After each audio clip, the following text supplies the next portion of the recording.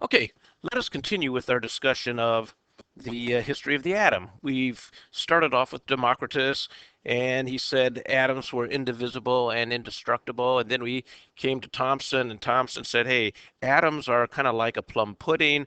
There's a big mass of positive charge, and electrons are stuck in there like electrons.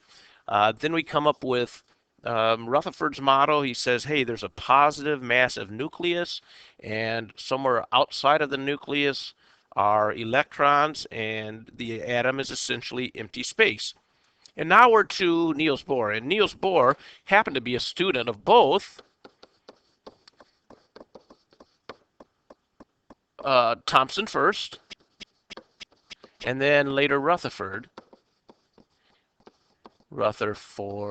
Good. Now, Bohr was a young man from Denmark, Copenhagen area. He was in his youth a good athlete, a soccer player, but he is also very brilliant. And he comes to Thomson first, and he's trying to figure out what most people are trying to figure out, and that is to explain these lines, which are called the atomic emission spectrum for hydrogen. And what was interesting to people is that these lines were always the same for hydrogen. When you looked at hydrogen, so you have your eye here, right? And you have a spectroscope, and then you have hydrogen in a tube, and you excite that tube, and it will glow, and then you would see these lines. Let's put a nose and a mouth here. Good. So you'd see these lines, and these lines would be somewhere along the lines of 430 nanometers, 490 nanometers, and maybe 660 nanometers. And if you had your spectroscope properly aligned, you'd see these same lines all the time. And the scientists around 1910 were always all trying to figure out, why is this? Well, Bohr takes this idea and he starts thinking about what Planck has to say, and he comes up with an idea of how to explain this. And here's what he says. Well, the first thing you have to understand, I guess, from Bohr's thought is what can cause these lines? Well, that means what? Energy has to be emitted somehow from an atom. And so how is energy emitted?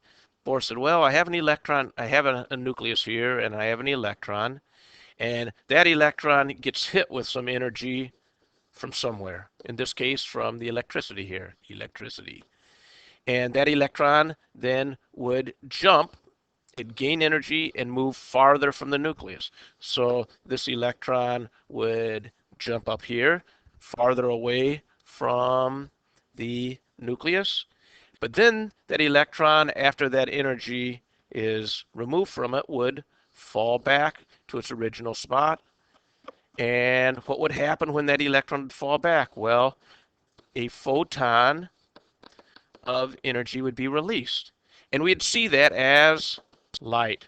And so he thought that, hey, these things represent photons from electrons dropping. Okay, good. So that's a good first step. But the question is, why were they always the same energies? In this case, wavelength, but wavelength is related to energy, right? So why was this always 430 nanometers? Why was that always 490 nanometers? And why was that always 660 nanometers of wavelength? And he comes up with this idea. So let's erase some of this. He says, not only do we explain the light, the photons that way, but if these are always the same, that means the drops that the electron is going through must always be the same, meaning electrons cannot be everywhere in the atom. They can only be at certain energy levels, he called them. N equals 1, N equals 2, N equals 3, N equals 4, and so forth. And then, so he said these would be orbits that an electron could be here, electron could be here, electron could be here, electron could be here. And this would be circular in nature, okay? But an electron could not be in between here. That's not permitted, Bohr said. And an electron couldn't be here, and an electron could not be here. and an electron could not be there. So that's why Bohr would say, hey, it's always going to be 430. Why is it always going to be 430? Well, an electron, actually out here at n equals 5, we have n equals 5. I have an electron out at n equals 5. Let's get rid of all these others because, okay, so here we go. Here's my hydrogen. I have an electron out here at n equals 5. What happens? It drops back, and in this case, it drops back to n equals 2. And when it drops from n equals 5 to n equals 2, what happens? It emits a photon of energy, and that photon has a wavelength of 430. So every time an electron drops from 5 to 2, a photon was released. What happened if an electron dropped from 5 to 3? Well, another photon was released but has a different energy. What happens if it drops from 5 to 4? Well, another photon is released but a different energy. But it's always the same step. If it's the same step, then you're always going to get 660 nanometers. If it's always from n equals 5 to n equals 2, you get 490. Now, if it could go from in between to in between, we'd see lines all over the place on this. But we don't see a continuous spectrum. We only see a line spectrum. And so that's how Bohr comes up with his idea of the atom. And let's see if we can summarize Bohr's quantize, because these jumps are based on quantum of energy. Okay, so Bohr's quantized atom. Okay, so what is Bohr's quantized atom? Number one, electrons surround the nucleus. So they're not in the nucleus, they're somewhere outside the nucleus. Good. These electrons occupy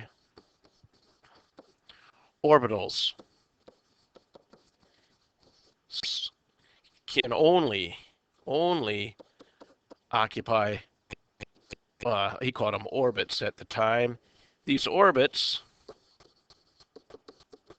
have a fixed specific amount of energy, or represent a fixed specific energy. We'll call it energy level. Okay? These orbits have a fixed specific energy level. To change levels, let's be more specific. To jump levels, an electron must do what? Absorb a quantum, quantum is singular, a quantum of energy. And here he's using Planck's ideas, right? To drop energy levels, we'll make sure we clarify that, energy levels, electrons must emit, right, a quantum of energy. And finally, he defines something called the ground state. The ground state for an electron is the energy level closest to the nucleus, representing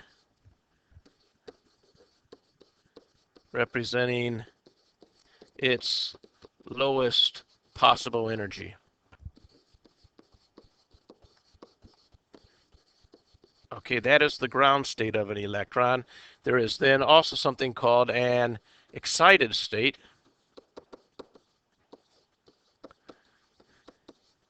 And that is, the excited state is any energy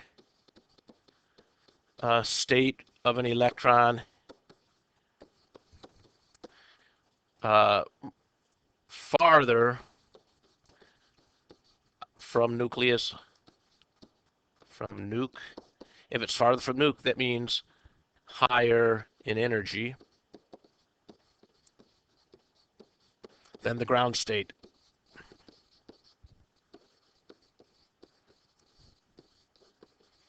Okay? State. Whoo! Wow. So that is Bohr. And like I said, I hope you do not find this boring, because I find it very interesting. Okay, so just summarizing. Electrons surround the nucleus, right? Good. Electrons can only occupy certain orbits. They can't be everywhere. They can only be in what he called certain orbits. Orbits have a fixed specific energy. Good.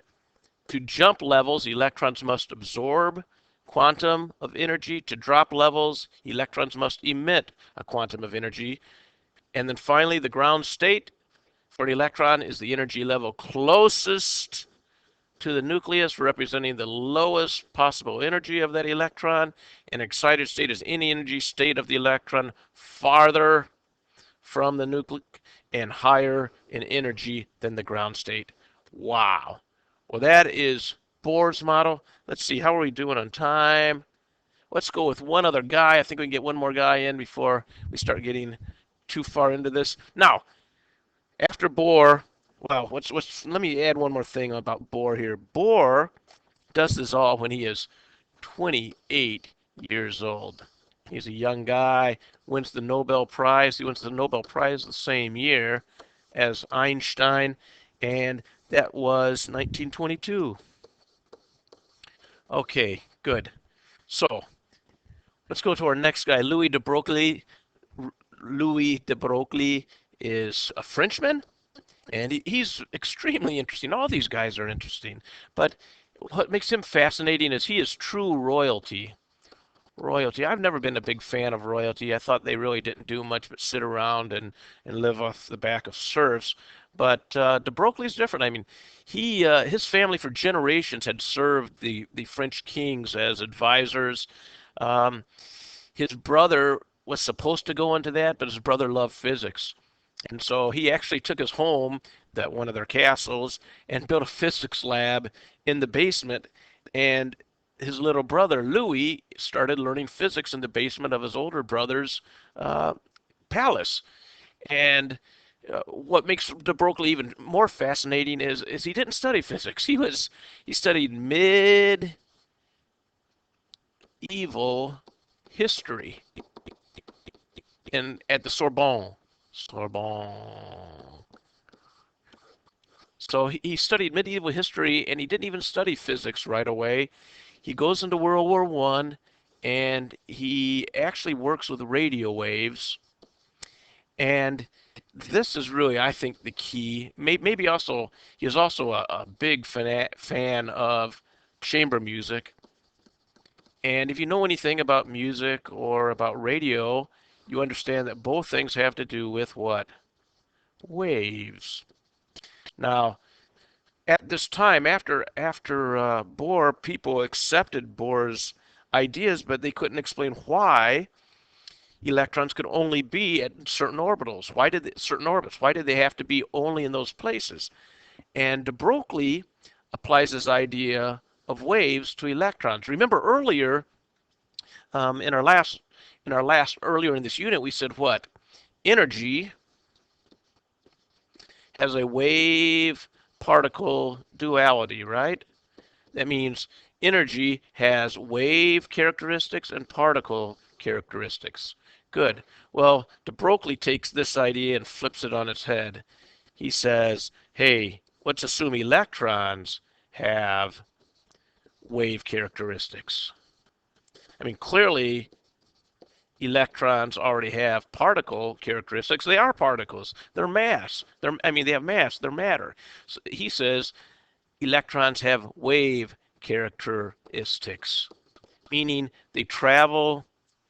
His idea was that they travel around the nucleus. Electrons travel around the nuke as waves. That's what de Broglie added. And the way to think of this is, okay, here's a wave, right? Well, if I take that and put it into a circle,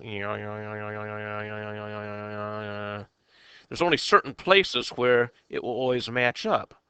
That if I'm not in the right place, one time it'll go like that, and the next time it'll go like that, and it won't go right over itself. It won't align properly, that there are only certain areas where this tail will always hit that tail if I bend it in a circle.